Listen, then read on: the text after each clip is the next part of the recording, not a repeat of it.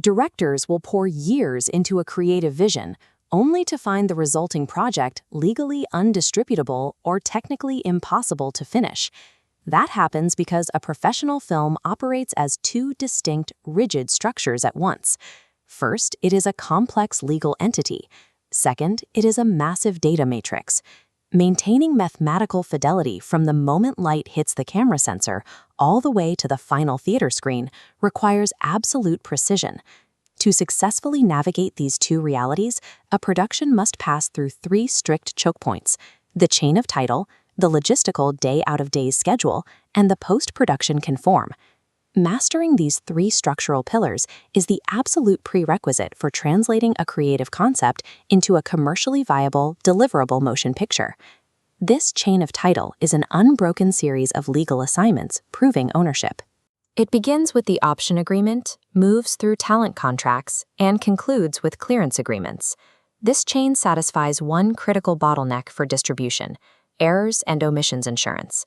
Distributors require E&O insurance to protect against lawsuits. If there is a single missing link in the chain of title, an unsigned contract or unresolved claim, the insurer won't underwrite the project, halting distribution.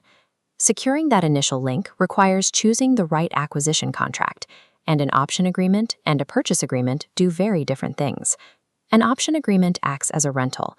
A producer pays a fee for the exclusive right to develop the material for a set window, usually 12 to 24 months. If production does not commence within that window, reversion clauses automatically return the rights to the original author.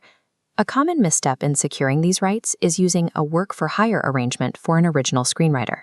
Under a work-for-hire contract, the writer legally surrenders all copyright ownership to the hiring party as if the hiring party created it themselves.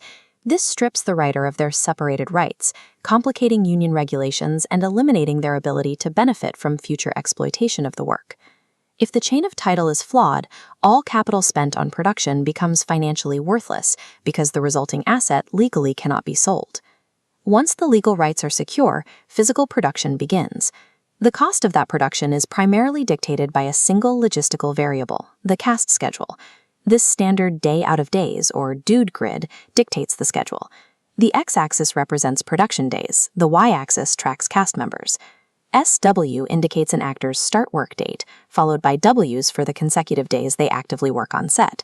Productions rarely shoot in chronological sequence, introducing the union hold. Under SAG rules, if an actor is unneeded for a specific day but scheduled shortly after, they are held. They aren't on set, but production still pays for that empty day. To prevent holding fees from draining the budget, producers use the drop and pickup mechanism. If a gap extends to 10 days, a production drops the actor, marked SWD. After the gap, they return with a PWF, avoiding continuous holding fees. Mastering DOOD logic allows producers to schedule efficiently. Failing to understand it leads to severe budget blowouts and significant financial penalties from the union. After production, footage moves to editorial. The goal is picture lock, where the edit is frozen and no frame alterations are permitted. Picture lock relies on absolute timecode synchronization. Once the timeline locks down, it spawns specialized parallel audio tracks perfectly mapped to specific frames. Altering the picture after this point breaks that synchronization. Every added or removed frame forces composers to manually retime cues, multiplying post-production costs exponentially. Dialogue mastering strips out unwanted location noise and inserts ADR, while Foley artists record perfectly synced sounds like footsteps. Simultaneously, sound designers build layered ambient and hard effects, while composers write the score to match exact emotional beats. All these elements converge in the final mixing stage.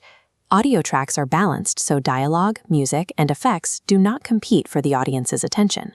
Treating picture lock as a strict, inflexible boundary is the only way these highly specialized audio tracks can function simultaneously without collapsing the schedule.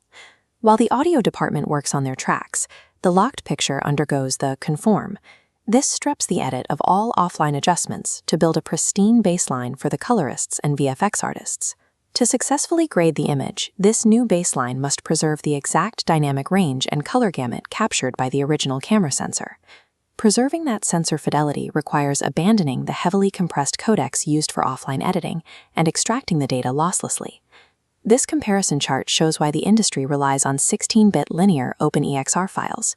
Compared to a standard compressed codec, the half-float EXR sequence retains vastly more data, allowing artists to manipulate the image without degrading it.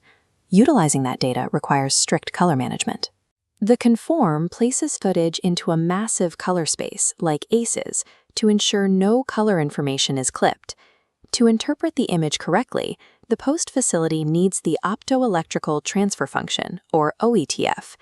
This metadata tells the colorist how the camera sensor translated physical light into digital code. This represents a standard VFX plate naming convention. For automated pipelines to ingest data, every file must follow this rigid structure, separated by underscores.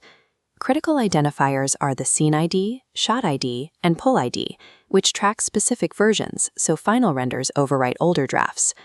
Flawless data handoffs and strict naming conventions isolate creative work from technical errors, preventing the destruction of the film's visual integrity at the finish line. Months of isolated, parallel work ultimately converge to form the completed project. The pristine legal chain, complete with cleared rights and E&O insurance, merges with the flawless data pipeline of ACE's XAR sequences and mastered audio. This convergence produces the final distributor-ready assets, the Digital Cinema Distribution Master, or DCDM, and the Textless Archival Master.